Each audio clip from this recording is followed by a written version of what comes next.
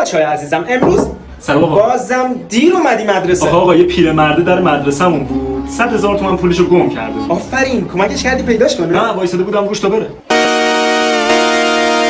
تمام سجاد. واقعا متاسفم برات. میدونی دزد کیه؟